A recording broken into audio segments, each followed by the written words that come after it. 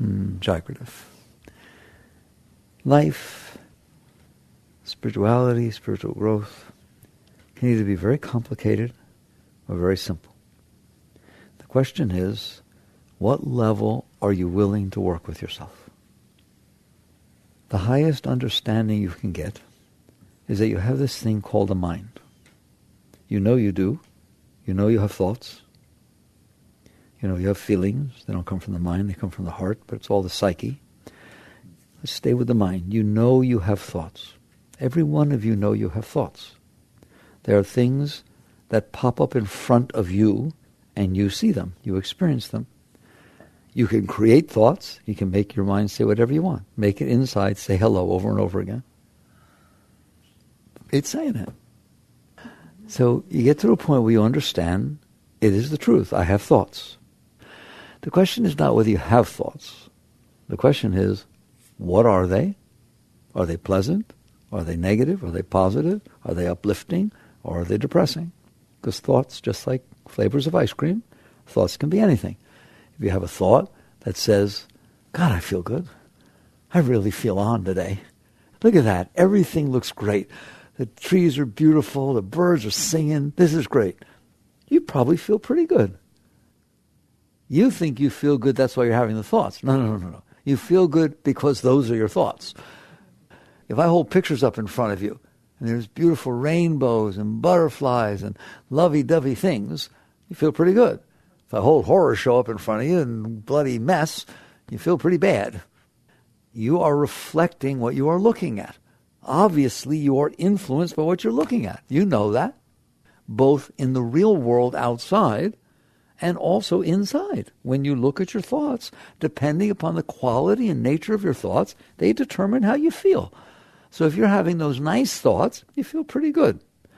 If you're having not such nice thoughts, oh my God, I'm going to blow this. I know I am.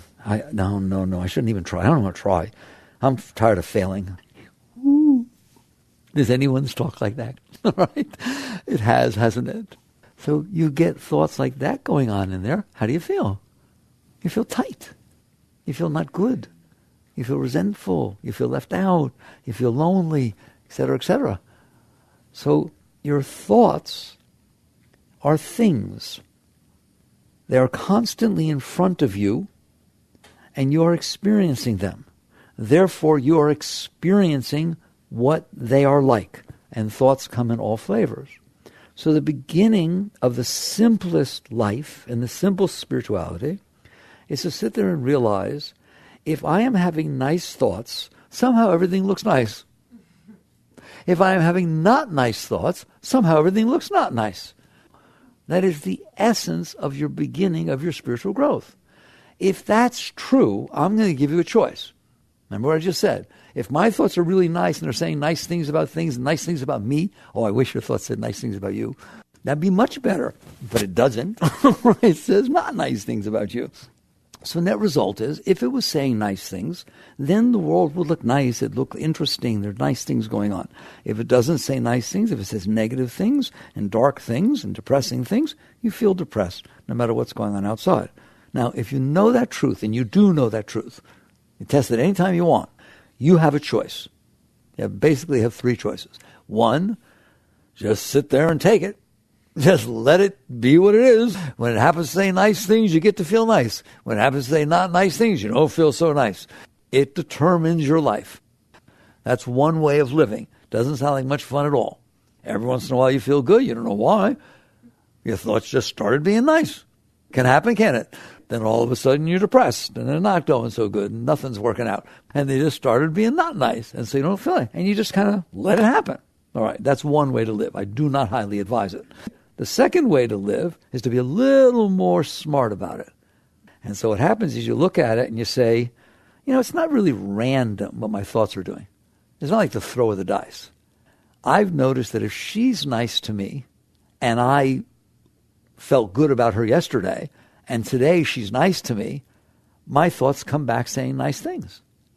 But if we didn't get along very well yesterday, and she tries to come up and be nice to me, my thoughts don't say nice things. They say, you should have done it yesterday. I ain't interested. They say weird things, don't they? And you start seeing that the quality of your thoughts are affected by what's going on outside of you. If somebody's really nice to you, you tend to maybe have some nicer thoughts. If somebody doesn't say hello to you, all day you don't have such nice thoughts. So the events that unfold outside seem to be determining the quality of your thoughts. I know you've noticed that. I hope you noticed that. It's a true statement. So the second method of working with this is not saying it's just random and I got no control over it and I hope I feel good today. We'll see what the thoughts come up. Got up on the wrong side of the bed or the right side of the bed. No, you got up with good thoughts or bad thoughts, right? And nothing to do with the side of the bed. So net result is you start noticing that the outside world, people, places, things. How about weather? Can weather affect your thoughts? Can the weather affect your thoughts? When it's really hot out, does your thoughts start going, oh my God, it's so hot. Why am I still living in Florida? It's so humid too. My hair is frizzing and everything. I don't want to see anybody today. No, I don't even want to go to work. How does that make you feel? Terrible. Can it say, wow, I love when it's brisk like this. I feel great and the humidity's down. It can talk like that, can't it? Those are not you. That's not you talking. Those are thoughts. They're thoughts. They're popping up in your mind. Your mind is creating thoughts, and you're aware that that's happening.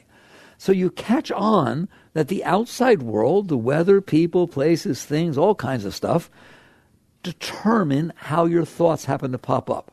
That's better than the first way, because the first way you got no control at all. It's just totally random as the throw of the dice, if I live that way. This way, because I notice there's a relationship between the outside world and what's happening and what my thoughts do, and of course I'm affected by my thoughts, I now can do something about it. I can control the outside world. I can determine where I live. If I want you to say nice things to me, I can say nice things to you. I can send you a little text or something before I meet you and say how wonderful I think you are, and say something that gets you in a good mood. I can do all kinds of stuff, can't I? If I don't want you to deal with me, I can walk on the other side of the street so you don't show up.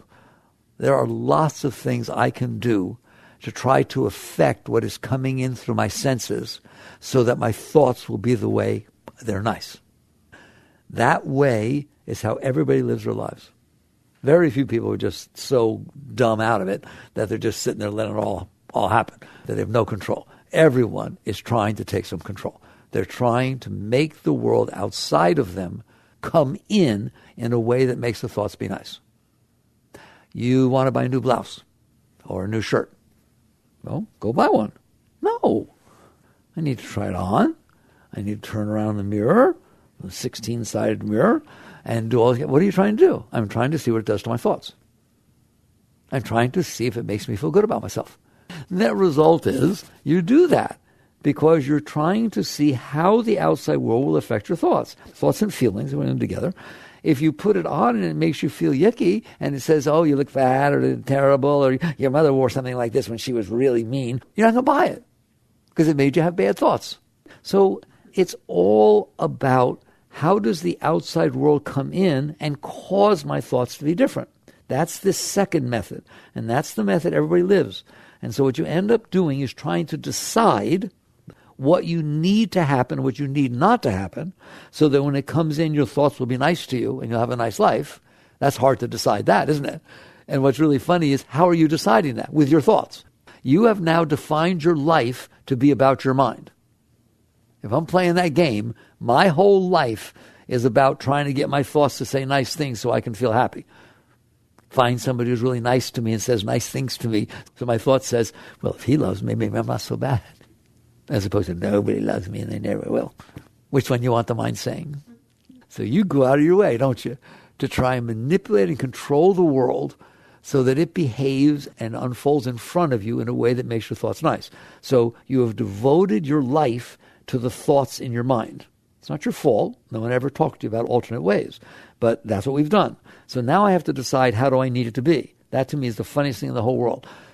And you actually sit in there day and night trying to decide what you want to happen and what you don't want to happen. And I don't just mean tomorrow, for the next 20 years. And you don't just do that. You actually think about what you wanted to happen and what you didn't want to happen in the past, doesn't it? When you have a thought about the past, something that happened when you were young and it wasn't a nice thing, and the thought starts thinking about it, how do you feel? Not nice. Oh my God. So we're going to sit there and say that something already happened and I have no control. That one I can't control. It already happened. It's going to determine the quality of my life? It does, doesn't it? It happens to be the basis of all psychology. The fact that your past thoughts can do that, that the thoughts can do that. You suppress something about mommy, now it comes back up. Those are your thoughts. So you catch on that if you do this, will you please at least see what you're doing? You're saying, I have no control of my mind, and yet my thoughts determine how I feel, how I'm doing, the quality of my life. So what I need to do is to control the world outside of me so that when it comes in, it makes my thoughts be nicer, and it doesn't make my thoughts be not nicer. How do I do that? I think about it, and then I decide how I need it to be and how I don't want it to be. It's called my likes and dislikes, my preferences. How do you get those? How did you decide what you want to happen? You have decided, haven't you? How did you decide? Well, your mind made it up. Based on what? Based on your past experiences. You've had past experiences. Some of them made you feel good. Some made you feel bad. I guarantee you don't want the ones to happen again that made you feel bad. So that when we go in there and play the game of let's make up how we want the world to be so we can be okay, guess who's deciding? Your past. You have no other data in there.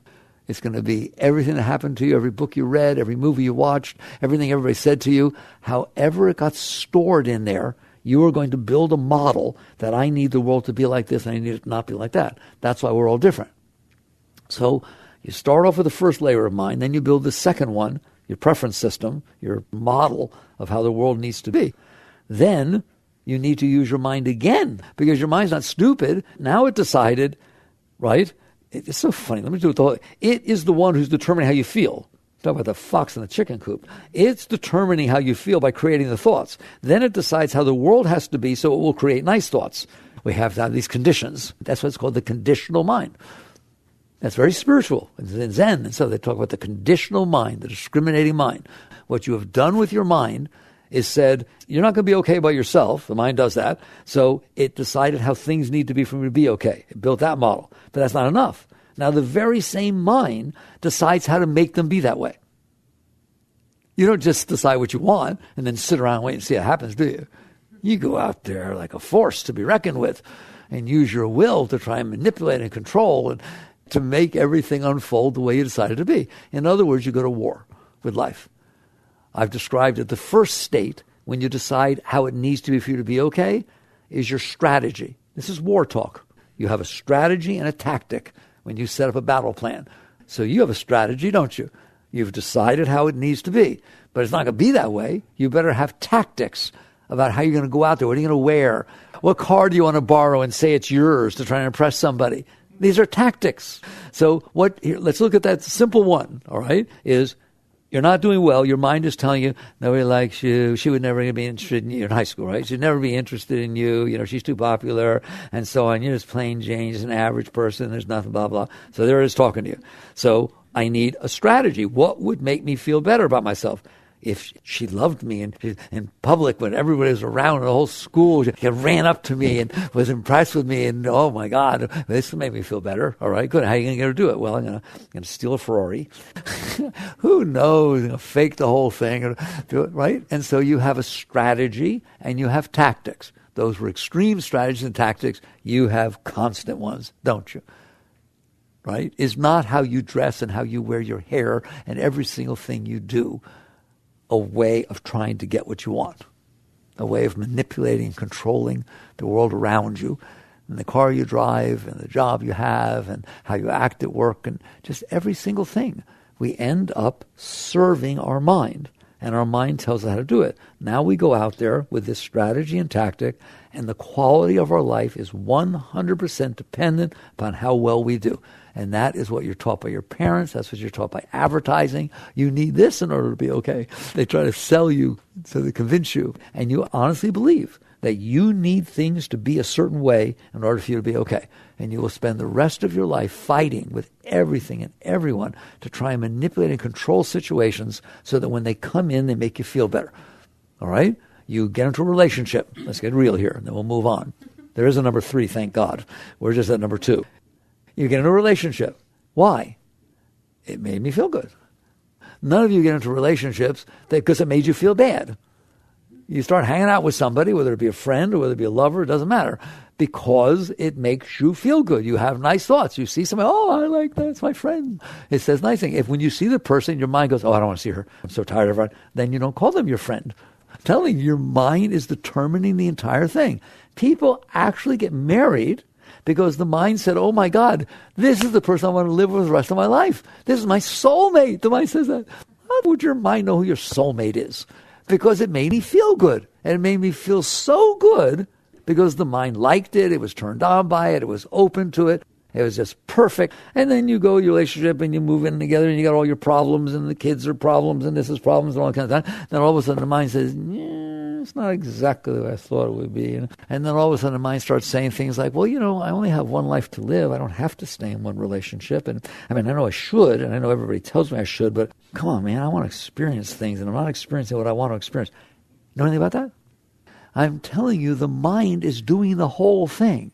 You are in there watching a mind that is going through these changes because the strategy it comes up with that says, oh, if he loves me, I'll be fine for the rest of my life. She won't keep saying that. Do you understand that? She's tricking you.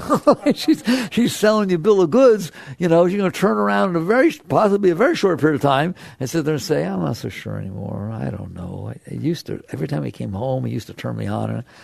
I'm not telling anybody, but I really don't feel that anymore.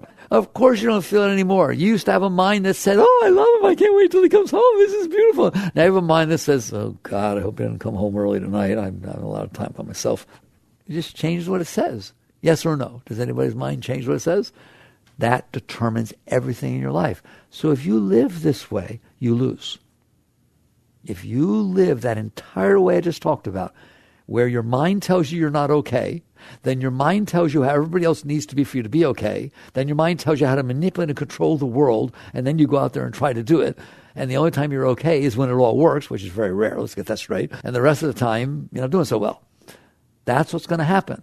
And that's why people are not well. Buddha said, first noble truth, all of life is suffering. That's why.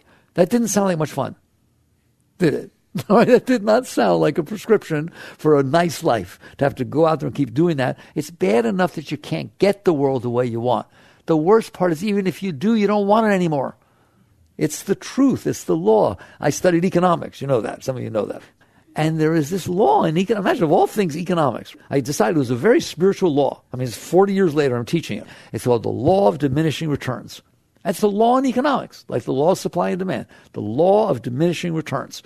What does that mean? It means if you want something really, really bad, like it's your favorite restaurant and your chef cooks your favorite meal, and you want it really, really bad, and I give it to you for dinner, if I give it for dinner the next night, it's not quite as blissful and blow your mind, is it? If I give it dinner the next night, it's definitely not. If you give it the next night, you want Brussels sprouts. Or what if I give it to you breakfast, lunch, dinner, how long does it take before it's the most sickening meal I could ever give to you? That's the law of diminishing returns. Everything in human nature supports the law of diminishing returns. The more you get it, the less you need it. By definition, because you already got it. And you don't understand that. And that's why you don't understand why the relationships don't always keep working. You don't understand why the car. Someday you're going to have a house. You'll enjoy the house, and then you'll get tired of it. You'll want to have a bigger one. You'll go out and get a mortgage and kill yourself. And when you get the bigger house, you'll feel very excited like you did when you had the first house. And don't tell anybody, but in a reasonably short period of time, you will come home and it'll be the exact same things if you hadn't gotten a new house. It'll be the house. And there'll be problems, there'll be a roach, there'll be this, there'll be that, the color's not exactly right, there's noise next door. It will never blow you away every time you come home like it did the first few weeks, nor will your new car. Have you noticed? Yes or no? Or am I, okay, that's the law of diminishing returns. It's true, isn't it? You might want to pay attention to that because you're just about to devote your life to ignoring it because your mind will say to you, if I can have this, I'll be fine. If he just paid attention to me, I swear to God, I would just melt. Yeah, okay, he pays attention. Then what? If he stops paying attention to her, some more conditions going to come up, aren't they? There is never anything that your mind ever said, if I get this, I'll be fine. And it does say that. You know it says that. Like telling on the mind. It says that if I get this, I'll be fine. There's not a single time it ever happened that you got that and you stayed fine. It always said you needed something else. If I got $1 million, free and clear in the bank, I'd be fine. There are lots of millionaires that aren't fine, like most of them. There are billionaires that if the stock market moves, so they had 1.2 billion, now they have 1.1, that's the end of their day. That's a week. They're depressed. Don't kid yourself. There is no line that can happen that your mind will always say nice things to you. So basically, one choice is just walk around ignorant, if you will. Ignorant meaning ignoring. I'm not calling you stupid. Just you're ignoring the fact that your mind is determining how you're doing. And sometimes you're in a good mood, sometimes you're in a bad mood, and you're saying, it's just the way I am. It ain't genetic. Your mind is like a computer. It has past patterns that have been stored in it, and they determine the thoughts that are coming up. And you know you've had plenty of bad experiences in the past, haven't you? You have plenty of things that bothered you, plenty of things that hurt you, plenty of disappointments, the things didn't happen that you wanted, ever since your childhood. You got those things stored in there? Those are determining the quality of your thoughts. The thoughts that are popping up in your mind are based upon the stuff you stored, the data you stored from your past experiences. That's why they say your childhood formative years are down there, they're strong. They keep creating your thoughts. I've taught you this before. I just wonder if you really understand it. If I said to you, your past experiences that you suppressed and held inside of you determine your dreams. You want to agree with that one? Check out Freud. He sure agrees with it. All psychology agrees with it. Your dreams come from somewheres. They come from your mind. Well, why does your mind make up the dreams it does? Because of the past experiences you had that you stored inside your mind. It's trying to release those and therefore create your dreams. I am telling you, I've told you this before, your waking mind says what it says. Those thoughts that we're talking about, for the exact same reason that your dreams are the way they are. Because of the stuff you stored in there from the past, that determines what went on. So if mommy wasn't nice to you and said bad things to you all the time when you're growing up, you're a problem. I gave my whole life to you. You ruined it. Your father left me because of you. Oh, thanks a lot, Mom. You kind of got some not such nice thoughts popping up in there. If mommy told you you're the angel of my life, you're the apple of my eye and the pear of my ear, and you're just everything to me, you're the most perfect thing you ever be, there's some nicer thoughts pop up in there. Can you see that? That's true of every single thing that ever happened to you. You stored this stuff inside. You suppressed it, held it inside. Good and bad experiences, but mostly bad ones. That's what you held in there. Now you go to sleep, it comes up. Your mind is trying to release this stuff, so it creates dreams. It's like, I'm not going to give a lecture on dreams. It's so amazing. There's entire classes on dreams and all that stuff. I just look at it and say, how can you not understand what dreams are? Now I'm not talking about interpreting dreams. How can I understand what dreams are? They are your past thoughts that you have suppressed and held inside of you from your past experiences that don't want to be in there. They don't want to be. That's why they keep coming back up. And they come up and they either express themselves directly. You start having a dream, you're in New York, you see New York, all right? Or they I talked to this last time, they symbolize it. They encrypt it so that you can't tell exactly what's going on, right? But it's symbolically releasing the energy that's going on in there. I want to ask you a question. You all know young, you understand the symbolism of dreams and all that stuff, right? New age people, it's dream symbolic, let's figure out what it is. No, let's figure out why the mind is doing it. Which one do you want to do? Go out there and play around with it. Oh, I had a dream. I wonder what the ocean meant. All right? Or to sit there and say, why did my mind have to encrypt the dream into this symbolism? Why couldn't it just do it as it was? The reason is because you suppressed something. You couldn't handle it when it happened. So you pushed it down there. If it came up at night, you'd wake up with a nightmare. You'd wake up all weirded out. Oh, my God, my father was dying again. It was such a hard time for me. You can't handle that. Couldn't handle when your father died. You can't handle when it comes back up in your dream. So all of a sudden, I told you there's a mother hawk flying and something's there and the little baby falls out. Who knows, whatever it is. And all of a sudden, it makes it past you. So you don't wake up. I know it's fascinating to study that stuff. I know it's fascinating to analyze your dreams. Isn't it fun? Write them down. I'm not telling you not to. I don't tell you anything. I just want to get to the root. Zen Buddhist, all right? The root of things. My question is not what did the dream mean. My question is, why did the mind have to encrypt that dream? What is it? And why did it have to do that? Why does it do that? The answer is because it doesn't want that stuff in there. No more than your body wants bacteria and foreign matter and viruses inside of you. So there's an entire system called the immune system that tries to push them out. Well, your mind as a thing in the universe is way more intelligent than your body. And your body's pretty intelligent. Your mind is brilliant. It split the atom. It flew to the moon. It did some serious stuff, didn't it? All right? That mind does not want that garbage inside. The Colorado River does not want the Hoover Dam to be there. How do you know? They spend a lot of money every year keeping it back. Otherwise, boom, after all these years, it'd go right through, wouldn't it? It doesn't want to be blocked. Your mind does not want to be blocked. Your mind is pure. Your mind is beautiful. Your mind is powerful. The Buddhists call it the empty mind, void. You've heard those terms. It doesn't mean you're stupid. It means you don't have this garbage stored in there. But you do have the garbage stored in there because you stored all these past experiences that you couldn't handle, most of them negative. Now that they're there, they want to release.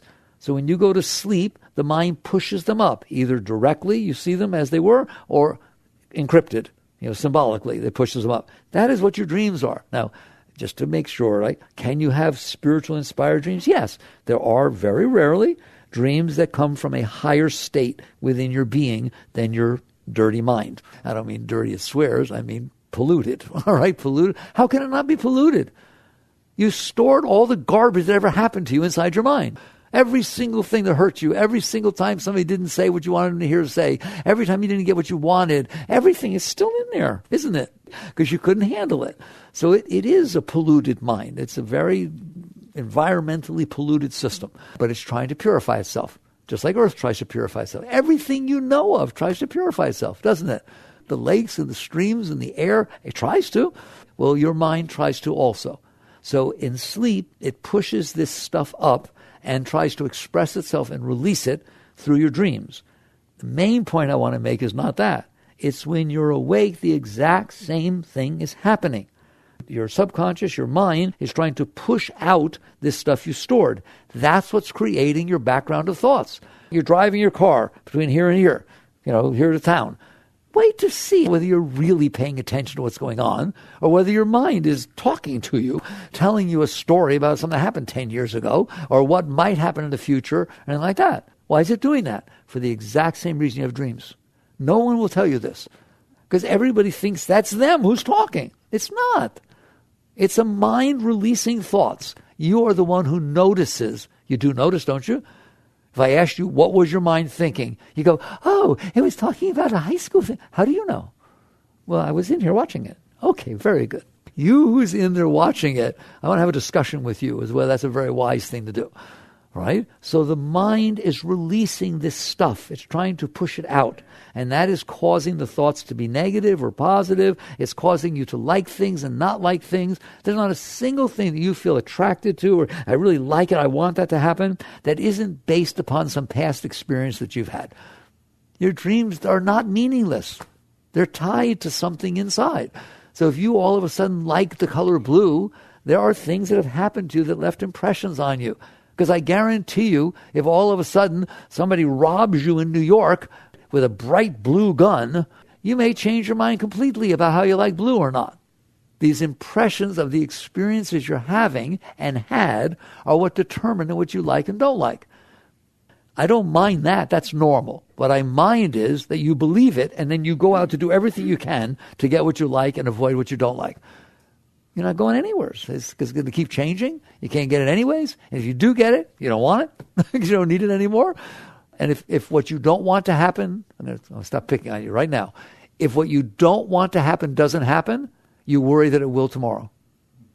There's not a single thing that you don't like, that you decided I don't like, that you're not afraid it'll happen. And the fact that it didn't happen for a year or two, it could still happen. If you live like this, you will never be okay. That's why somebody once asked me, why do I give these talks? Because I care about you. And no one will talk to you like this. It's almost like your entire society, your parents, your everybody, everything says, go out there and decide what you want and go get it. Decide what you don't want and get it out, avoid it. In other words, go to war with life based upon the garbage you stored from inside. That's what it sounds like to a yogi. This whole thing about like and dislike. They are the most irrelevant thing in the entire world. Your dreams are irrelevant. They're not irrelevant in the sense that they give you a reflection into what you suppressed. No, big deal. But that's the only thing they're good for. It's not like you go to sleep and have a dream that you died and your husband died and so on. So you wake up and decide, oh my God, I better find a new one because he's going to die. And you let your dreams go. You don't give them all the great meaning like that. You should be doing the exact same thing with your likes and dislikes and all that garbage that's going on inside your head. It's just stuff that you made up based upon these past experiences that you're now devoting your life to appease your mind. You're like your mind owns you. So you have to go out and get someone to like you. You have to go out and get a new house. You have to get out and change the color of paint. You have to, every single thing it says to do, you have to do if you're going to be happy. It's like a dictator. To get what you want, avoid what you don't want. So that is the second way of living. And it doesn't work. Period. It doesn't work. So what's the third? Is there a third? So far it didn't sound like much fun, which is just let it happen by itself and just take your lot, all right? Just live with it. The mind's in a bad mood today, and that's how it is, right? The second one is we'll do something about it. Manipulate and control people. That's what everyone's doing. Who's got the biggest gun to make it be the way they want it to be? Right? Survival of the fittest. Whether it's money or guns, same to me, looks or something, whatever it is. You're still out there manipulating the world to try and get that thing. All right, it doesn't work. Is there another way that does work? Yes. Yes, there is another way that does work, period. What is that? You realize I am not my thoughts. I am the one who's watching my thoughts. And if it is true that I'm watching thoughts that are generated based upon this garbage that I've stored from inside, and that's why my thoughts are negative, because I've stored all this garbage inside. Do any of you have stuff stored inside of you, be it a person's name, be it a color, be it a place, a location or something, that when you hear it, you get uncomfortable? You better say yes. If you understand that, you better say yes, all right? Because you have stored stuff in there. Is that not exactly what I'm telling you? That past experiences that were not comfortable got stored inside. Now when something from outside stimulates them, it makes the mind not be okay. It makes the mind and the heart not be okay. So what you do as the third way is not to say, I'm going to let those things run my life, determine who I marry, determine where I live, determine my career, determine my attitude, my personality, all that kind of stuff. I'm not going to do that. So then what's the third way? Get rid of it. Get rid of what? That's what Buddhists call work at the root. Get rid of the garbage that you stored inside so that it doesn't generate the thoughts based upon the garbage or what garbage is stimulated. Somebody says something. Somebody can say one word to you and ruin your day. Somebody cannot say one word to you and ruin your week. We're pretty sensitive, aren't we? That's because of the garbage you have stored inside. So I spent all this time laying the model out that you understand your happiness and sadness, depression are based upon your thoughts. And your thoughts are based upon what you stored inside about the past. And now your mind is regurgitating that. So what's the answer? Get that stuff out. That's the answer. That's the third way. The third way is not, I want to go out and manipulate the world to match my junk. I want to get rid of my junk. That's the spiritual path. It has to do with, have you caught on that what it's all about is letting go of yourself? You have to let go of the part of you that is a fake you that you stored inside, all this garbage.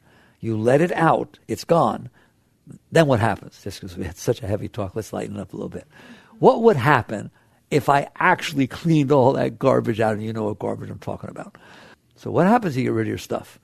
You're not blocked anymore. What happens if I take down the Hoover Dam? Free at last, all right? All the water rushes down, and downstream they can fish and they can have water and all kinds of nice things happen. They have droughts. It's like nature comes back. The nature of things happens. That is what happens inside of you and every one of you. The things you have stored, because you couldn't handle them from the past, they were uncomfortable to you, are blocking you. They are blocking your energy flow. They're blocking your chi, your shakti, call it whatever you want. Spirit, same thing. They're blocking your energy flow. You don't know that now because you're busy living number two. You think, I don't feel energy because I want her to love me and she loves him. No. No. Here's the answer. Ever since I was little, I never thought that anybody could really like me. And so I've had this rejection complex, and I always tell myself that it's real. If they knew me, they would be rejecting me. I just put up a good front, right? And that's what's going on inside of me. Well, I think that will block my energy. Those are not nice thoughts. They are dark thoughts. They are negative thoughts. They're self-degrading thoughts. So how in the world can light shine when the blinds are down? That is dark. So now I don't feel the energy. It's dark. And I've decided in my mind, because I saw somebody else, whatever it was, that if this one particular person likes me, that then I can feel good about myself. And so I have to go out and manipulate and do all this, right? In the meantime, if that person happens to like you, what's going to happen is the blockages that were stopping the flow of your energy will temporarily be relieved to a degree. And you will feel this love. You will feel this rush of energy. You'll feel positive and attracted to this person because your mind stopped being negative. Your mind actually said, God, she really likes me. I never thought this is so exciting. Well, that's a nice thought. It's back to where we started the conversation. I'm having a nice thought now. So because I'm having a nice thought, my energy can flow and I feel love. That's all love is a freedom flow of your Shakti, of your chi, of the energy inside. Why did you feel love? Because that person happened to wear something or behave in a way or say something that helped me relieve my own blockage, the negativity of my mind. There's not a single person you loved that when you met them, your mind said, I don't like them. No, I don't want to be anywhere near them. No, that doesn't happen. If the mind is negative, it blocks the flow of the energy. If the mind is positive and open, the energy can flow. So even these things you think you want are because your mind shut up. The quiet mind, the open mind, the silent mind, the non-judgmental mind, you've heard all those words, is the one that allows the energy to flow. That's why spiritual people meditate. That's why the whole thing is different, is because if you relieve yourself of these blockages, then nothing is blocking the energy flow. And you don't know how much energy you have. I do. You have tremendous energy. You have unlimited energy. That's what the masters taught you, all right? Take the highest state you ever had. First time you held your child. First time you kissed your beloved. First time you saw a sunset that was so beautiful it blew you away. Multiply it times 1,000,000 and have it going on inside of you constantly every single second of the rest of your life. That's where I want you to be. Want some? That is what it means to be open. That is what it means to clean out the garbage that is blocking the beauty, the absolute beauty that you are. And so your whole path in number 3 becomes, hey, I got this stuff in here. I want it out. That's it. This way is simple. I'm not saying it's simple to do, but it's simple. It basically says, I'm in here and I'm blocked. How do you know? Just take a look at my thoughts. I won't let you, but you don't want to see them. I'm not all that open. It's not all that positive. It's not all that nice. Okay? There's got some darkness in there. All right? Why? Well, because you stored darkness, you're going to feel darkness, and your mind's going to project darkness. So I need to get rid of what I stored in here. If I can get rid of what I stored in here, I can become empty. I can become clean. I can become free.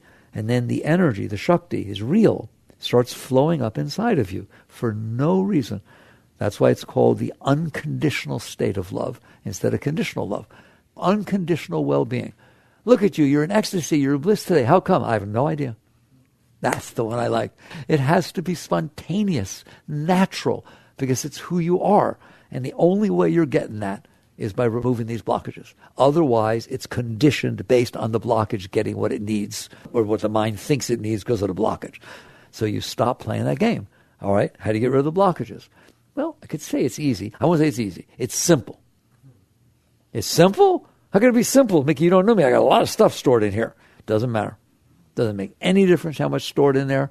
It's always the same path for everybody. Well, what is that? Do I have to meditate? No. I would highly advise doing it, but you don't have to meditate. Do I have to do a mantra? No. I highly advise maybe working with your mind a little bit. There's all these techniques that will make it easier, but no, it has nothing to do with meditation. It has nothing to do with mantras. It has nothing to do with anything like that. What does it have to do with? Very, very simple.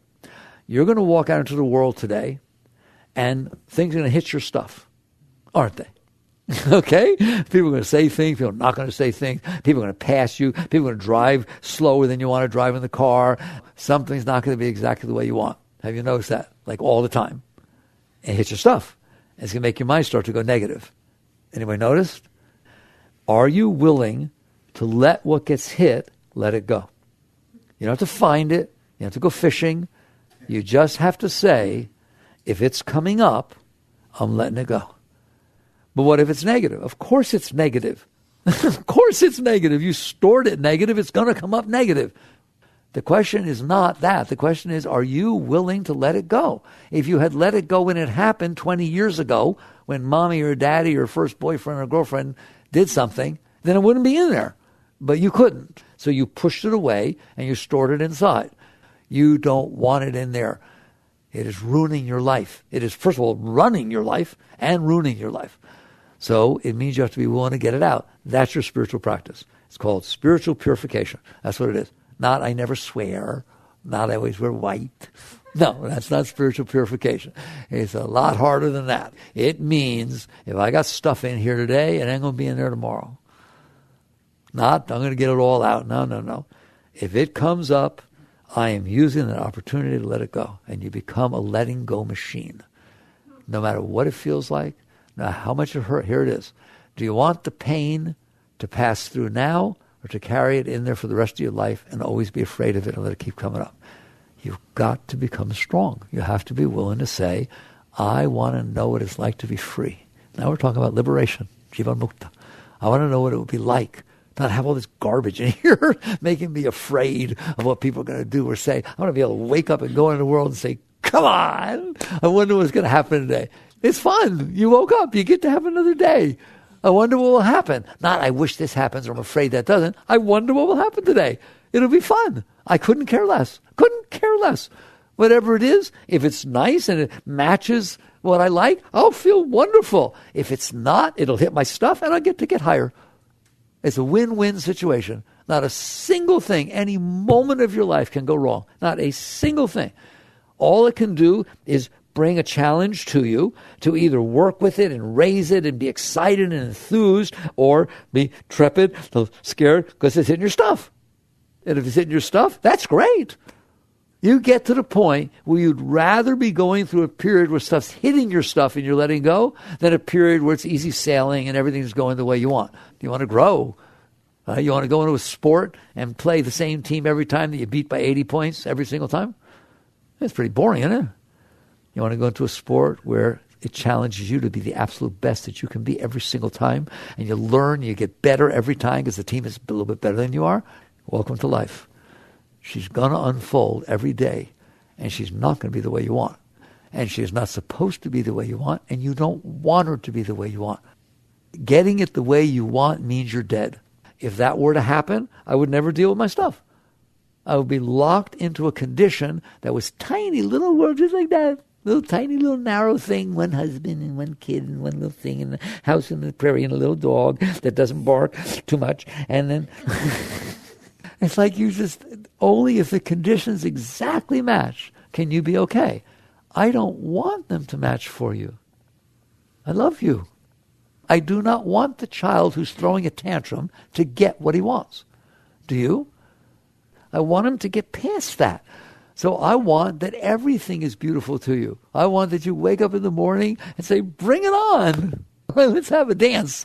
All right? And you're challenged by things, you're interacting with things, and you're enthused and turned on because you have all this energy flowing inside of you and you don't have any blockages. I want to know you and you don't have any blockages. You can get really high. And so there's this beautiful, beautiful state of being called you. You in there are beautiful. But what you're looking at isn't. We're back to where I started. You're looking at a mind that you're better off not looking at the stupid thing. Right? It's giving you a hell of a time, right? So what you do is you use your will not to get what your mind wants and avoid what you don't want, to let go of the garbage. You just keep letting go. That's all I can tell you. Somebody comes up to you, is not really nice to you, they were in a bad mood. People get in bad moods, just like you do. So they come up to you and they don't be nice what they said. Can you handle that? Can I let this go? Can I handle the fact that out of the 7 billion people that are on the planet Earth, one of them had a bad day and happened to be walking in front of me at the moment and therefore dumped? Can I handle that? The answer is yes. Of course I can handle that. If it means letting go of the part of me that can't, I can let go of my ego. I can let go of the little scared little person in there. And you start using every single situation, and I mean every single situation that unfolds every single moment of every single day, instead of to try to manipulate and get it the way you want and fight with it and get all stressed out, to use it to let go of yourself, to let go of yourself. Just keep letting go of the personal. It's called letting go of the personal, all right? Dying into self, the Christians call it. You just keep letting go of this, and what you're going to find is what's left is the most beautiful thing ever walked the face of the earth. You will never have another problem for the rest of your life. You'll be emanating love. You'll be a blessing to everybody. Do you understand that? You in there are the highest thing ever walked the face of the earth. The problem is you're playing game number 2. Remember door number 1, door number 2, door number 3, all right? Door number 2 is not a fun one to pick. It's endless. There's no winning in that game. You don't want to do that. It's conditional. You're conditional as to how you will be okay. Door number 3 is tough, but it works. Every time you let go of something, there's a little less of it. And you little by little realize, hey, I can do this. It takes years. It's fine. I can do this. I can let go of myself and then deal with things. Not that you don't deal with them. Once you let go of yourself, you deal with them. But you don't deal with them to be okay. You don't deal with them personally. You deal with them because they need to be dealt with. Oh my God, now you're at true spirituality. It's a very great state. You are a very great being. So you just decide. That's the only thing I ever want to teach. You decide, number 2 or number 3. If you don't do anything, it's going to be number 2, because that's the default. You're just automatically trying to get things the way you want and get upset when they're not, and just keep doing the same old junk for the rest of your life. You think it goes away when you get older? Go visit some older people. See if they're not doing the same thing. You just realize it's not going to change. It's not going to change. So you got to change it. So you use your life to don't take any more in. If something happens, you honor it, you respect it. Yes, this was a bad experience. You relax, release, let it go, and let go of the old stuff. And what's going to happen is naturally all this energy will start coming up inside. Now, I said meditation is a good thing. Yes, if you're going to play tennis, it's good to practice. Do you have to practice? No, but you probably won't get any better. Nobody's making you do it. But if you practice the piano, you'll probably get better at it. If you sit down and practice watching your breath go in and out and count as you watch your breath go in and out, just 15 minutes morning, 15 minutes evening. Don't force it. Don't fight it. If you'll do that, what you're training yourself to do is not listen to your mind. That's how I teach meditation. I don't teach meditation. That's the closest I'm going to come. It's not about seeing lights and blue pearls and samadhis. Don't do that to yourself. You'll burn yourself out. You'll stop doing it. Don't do that. I don't want any goals involved. It is about, are you capable of watching your breath instead of watching your mind? Because that's very high stuff. That's all you have to do is take your awareness of being, and instead of watching these thoughts that are running your life, just watch your breath go in and out. You do that for 15 minutes in the morning, 15 minutes in the evening, your entire life will change in no time, period. Because you learn to not watch your thoughts. That's a very good thing to do. Next thing, you'll be driving behind somebody, you'll be going slow, your mind will be puking, and you'll start breathing. All of a sudden, it didn't ruin your day. In fact, it's rather fun. So that's why you meditate. That's why you do a mantra, to give yourself an alternative place to hang out instead of your noisy mind. You have a nice one or a nice word you like to use. Whatever. Like I said, I don't teach spiritual practices. Why? I want to teach you why you use them. I want to show you the alternate lifestyle, which is the spiritual lifestyle. The spiritual path is the same for everybody. It doesn't matter what your religion is. It's not a religion. It is about letting go of this garbage you have stored inside. All the rest happens by itself.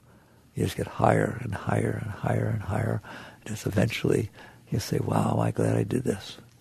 You hear me? You look at everybody else suffering. You try and help them. All right. There, I did door number 1, door number 2, door number 3.